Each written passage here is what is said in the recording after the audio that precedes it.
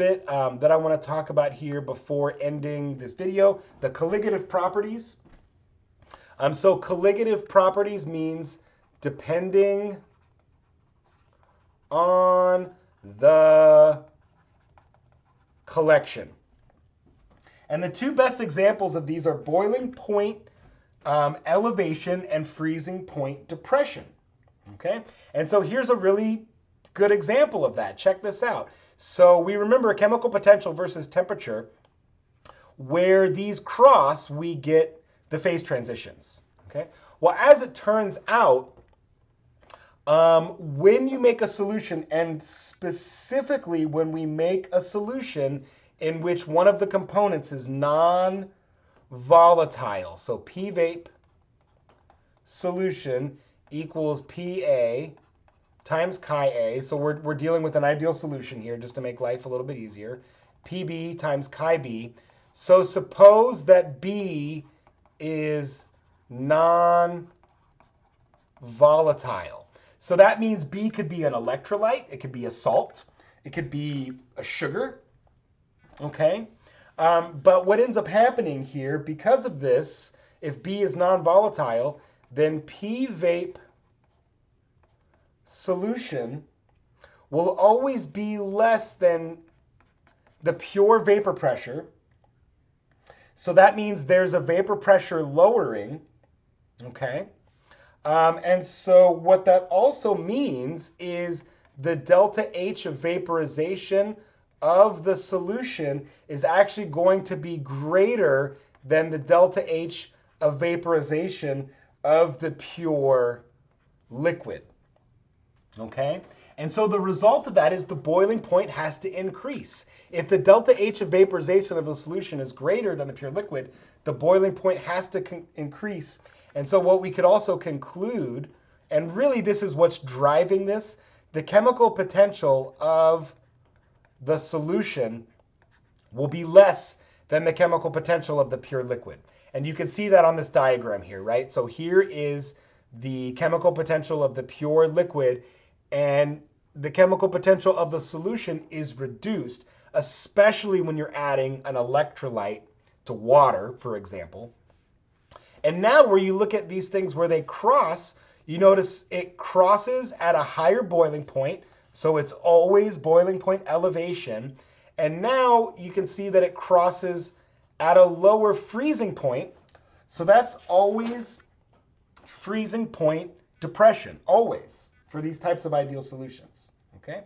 And so we can write delta T, so the change in the boiling point, okay, that's what this is chi, so the mole fraction of the solute, times the constant, times the constant. I was going to use KB, but we used K for Henry's law, so I'm just going to write it out directly. It ends up being R times T boil squared, so the boiling temperature squared, divided by the delta H of vaporization of the pure liquid. And so all of this right there gives us the boiling point elevation constant, okay? And similarly, the freezing point depression equals the following. K, so it's, chi, solute. And it's a very similar equation, RT squared. And this time it's divided by delta H of fusion. Excuse me.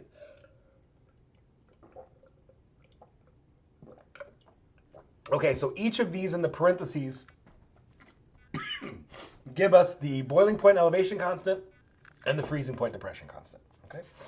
So I'm just going to show you a couple slides of things that I worked on in my thesis right in this same area. So I looked at how sodium chloride particles in the atmosphere can form clouds. So I did atmospheric physical chemistry. And what I did in my thesis was we actually had a little mini cloud chamber, and we could see how little seed particles, such as sodium chloride, take on water and can grow a cloud. So as it turns out, there's a lot of colligative properties. There's a lot of thermodynamic properties that play there, especially like water interacting with that sodium chloride, dissolving that solid, and then forming a solution. So for example, you can see here on the vapor pressure, so there's a lowering of the vapor pressure. So this is pure A, and let's say that's water, pure water. And so you can see that the vapor pressure of that solution lowers. Okay. Also, another thing that's going on here, this graph that I have right here, activity versus sodium chloride weight percent. So that's basically another way of doing mole fraction, except for instead of mole fraction, it's weight percent. So what is this activity business? So we're going to talk about activity soon in the coming lectures. So solvent activity, so I'll write A, solvent, and you can see in this case I wrote AW for water.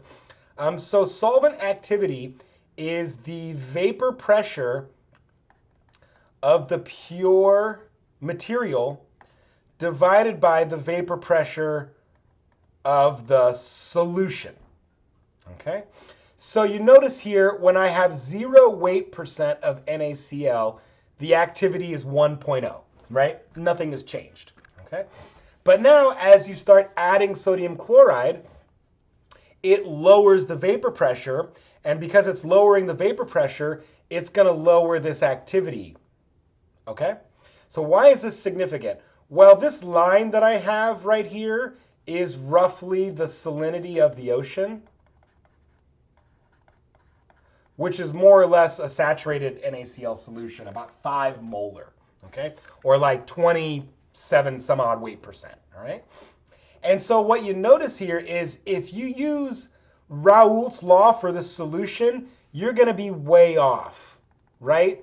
Raoult's law says it should be like somewhere right there. This black line here is based off of measurement, okay? So we use activity as a means of measuring things that are not ideal. So there's no equation to give us this activity. We just have to do it. We just have to measure it. And this smooth line right here is a polynomial, a fitted polynomial, right? So then often you'll show a fitted polynomial to give you the activities for this case for the salty water solution, which is basically a proxy for the ocean, right? The ocean is sodium chloride mostly. Why this is important is because now if you think about, well, what is the vapor pressure above the ocean? Maybe you've never thought about that. I think about that all the time in my research. What is the vapor pressure of the ocean? Well, Raoult's law would tell you it's about 90% of that of what it's supposed to be. And there's another really cool thing. So specifically, water activity is actually just relative humidity divided by 100. Those things are also connected, okay? So for example, when you look at this 0 weight percent, the vapor pressure of pure water is 100% relative humidity, right? So if you have a beaker with just pure H2O and you put a lid on it, okay, it will be 100% relative humidity above that beaker. And of course, as you start adding solutes, that vapor pressure decreases. So Raoult's law would tell us that the vapor pressure over the ocean is supposed to be 90% RH, but that's not true at all. It's actually like 75% relative humidity. And why this is a big deal is because it's the entire freaking ocean, right? It's a huge ass body of water. And if we missed in our global climate models, if we use 90% instead of 75%, that'd be some serious consequence in those global models, okay? So believe it or not, all this crazy thermodynamic stuff can be applied to very big picture important things. For example, the vapor pressure of the ocean.